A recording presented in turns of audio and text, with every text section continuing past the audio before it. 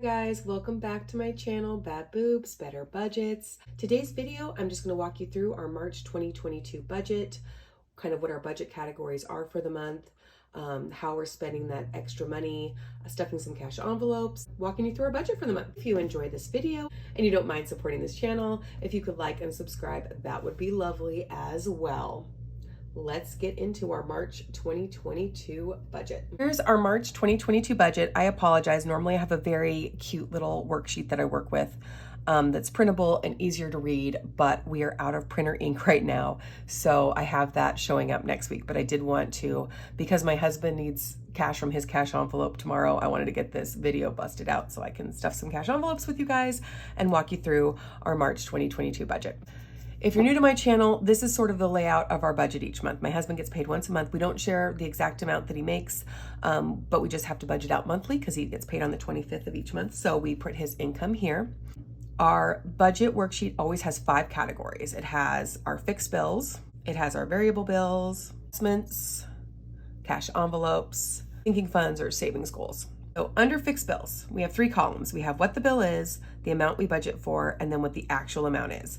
All of these stay the same each month except for our electric bill does obviously vary. I always try to look at what it was previous years, add more money to it because it's going to be more expensive.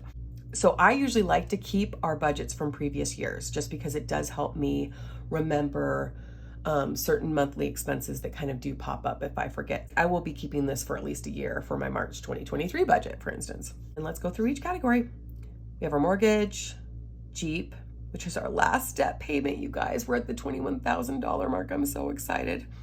Phone bill, internet, Disney Plus, electric bill, which is the only one that the amount changes from what I budget to what it actually is. Our insurance, Hulu Live, our road fund, because we live on a private road and we need to pay for upkeep of that each month, and Google Suite, which I still am confused about why we have this amount. I'll have to ask Phil today after he wakes up because I'm filming this at like 5 in the morning. Total it all up, and then we know exactly what we owe for our fixed bills. Next up is our variable bills. These are the ones that they're never the same month to month. First up this month is taxes. Normally I already have our taxes filed. They're with our accountant. She's amazing. But normally they're already in February. But again, if you're new here, I'm going through cancer treatment. So I'm just not on the ball like I am in previous years. So taxes, I need to get those in March. Next up, we have got a slew of birthdays that are going to start coming up this spring. So going to start putting some money away for those. We have a couple birthdays this month, as well as some special occasions. So doing a birthday and special occasion amount in our variable. Clothes, because we have 2 little boys that are growing out of things so fast. So we always need to put a little bit of money towards clothes. G&G means groceries and gas. Amazon. I have been so good about not spending any money on Amazon so far this year, but I do need printer ink, so I ordered it through Amazon, as well as a couple other things. So I will have an Amazon category in the month of March. My son is in kindergarten, so school fund between fundraisers and just the costs, which is fine, but yeah, definitely need a school fund in our variable budget. And then I put the total there. Third category up is investments, and I filled this out really quick. Stash is one that I started last summer. I started just putting a couple bucks in. I think they offered me, I don't know how I stumbled across it, but they offered me, I found something in like an email, and they offered me $30 or $25 free dollars if I put $5 in, and I was like, sold. So that's how they got me. But I really do enjoy them. I put, until this month, I'm increasing it to $30 a week. I was putting $25 a week. It comes out of our checking account every Monday. I don't even have to think about it, but I just do a low risk ETF, and it's already up to, it's amazing how fast money adds up when you just budget out for it, and then it just takes out of your account automatically. Cause it really is kind of cool, cause it's already up to like $600. So I'll take that, So it's kind of like just a very small savings account for me. It was $25 every Monday. I increased it this month to $30 every Monday. So we're going to see how that goes. But I just thought that would be kind of fun to just up it by $5 a week. Robinhood, I like, it's okay. It's okay. It's definitely, if there's a certain stock that you like to buy shares of, or you know, I just put $25 in. Again, it comes out of our checking account on the 3rd of every month. There's one stock, I'm not going to give any stock tips on here, but there's one stock that I enjoy buying $25 worth every month. And I'm already up to like 50 shares. And then Coinbase, me and my husband, we really like dabbling in crypto. Started investing again last summer.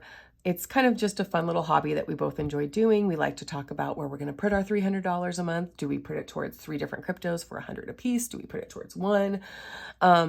Again, crypto is extremely unpredictable and volatile.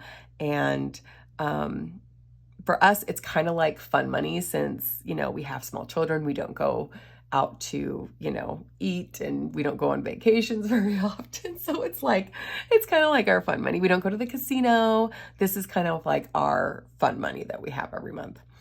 And you add all that up, and $445 goes to investments in March. Cash envelopes. Phil gets $300 this month. This really is essentially his gas money and like fun money. He, after paying for gas, he doesn't have a lot left over. I used to not give myself any money, and then I started getting a little bit resentful. So I give myself $20 a month, and it usually gets me a couple of fancy coffees or a book or two that I've been eyeing. So I'm not resentful like after $20. So I'll take, so I get $20, and the kids each get $20 as well. $20 a piece, so that's $40, and that's going to be $360 total. Let's stuff some cash envelopes. Phil gets $300, except I already gave him $100 yesterday as an advance in his cash envelope. He prefers 50s. I don't know what it is about 50s, but he likes $50 bills better than 20s. So what my baby wants, my baby gets. So since I gave him $100 yesterday, there's, as you guys can see, $200 left. All right, his $200 is in there. I'm going to go ahead and check that off. Next up is me. Here's my pretty envelope. I have nothing left over from last month. There's my 20. Here's my beautiful boys envelope. Here is their $20 a piece. They still have a little bit of money left over from last month, as you can see. Okay, last category, which is my favorite one. This is when we total up fixed bills, we total up variable bills, we total up our investments, we total up cash envelopes, we subtract all of the 4 categories from what Phil made, and this month we had an excess of $1,806.43. Now this is kind of the fun part, but also challenging part, because this money, it goes fast, especially with all the medical bills coming in. Phil also has to do a dental medical procedure next month. Drowning over here, but budgeting makes it a lot easier. So we have medical, our vacation fund, because once I got diagnosed with cancer, life is short, and I realized we need to absolutely, by the way, guys, my diagnosis for my cancer is very good. So I'm always on my Instagram stories, like talking about everything, but I forget sometimes when I'm on here, I'll get a comment like, oh my gosh, you know, I'm not dying. I'm good. Like my cancer could not have reacted better to my treatment. So I just wanted to point that out, but life is still short. Nothing is guaranteed. So vacation, and we have never taken a vacation with just the 4 of us that wasn't us tagging along on a work trip for Phil. So really no vacation ever. So we are changing that.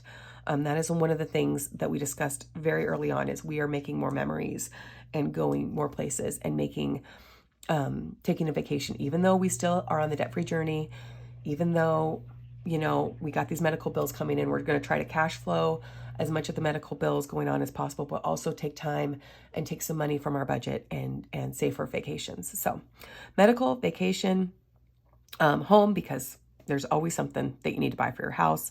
Phil needs new tires. This is also kind of a car maintenance fund too. Christmas and our emergency fund, down to like $60 again in our emergency fund. So 1806 seems like a lot of money. It definitely is a lot of money. Once you spread it between 6 different ways that we are trying to prioritize, it goes fast. All right, so here we go. All right, so the first thing I always do is I look at our beautiful 52-week Christmas Savings Challenge, because that's a set amount.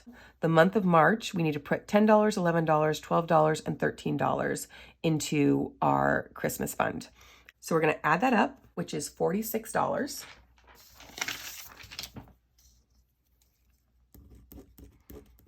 And after a little bit of deliberation, I decided to put $400 each into medical and our vacation fund, because those are our top two. They really are our top two priorities this year, is to go on a couple nice family vacations, as well as obviously stay on top of these medical bills that are coming in. Home, $200, just to even out to a nice $1,000 right there. Tires, we're just going to put $100 to tires this month, and car maintenance. And then after adding all of this up, the rest is going to go to our emergency fund, because we don't know. I know last year after taxes, we owed, like, between state and federal, it was pretty close to being even, but it was still like $180, I want to say, total. And this year it might be more, since we did get the advance on the child tax credit.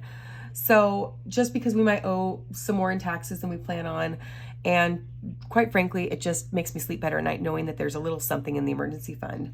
We're gonna put the rest of this $1,806 in the emergency fund, which is $660.43.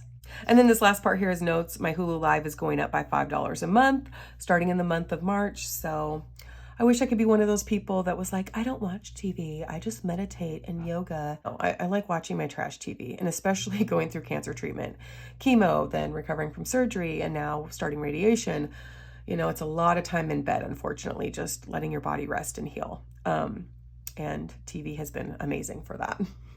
That's our March 2022 budget. Thank you so much for watching. It feels good to have another month in the books and a plan for our money for another month.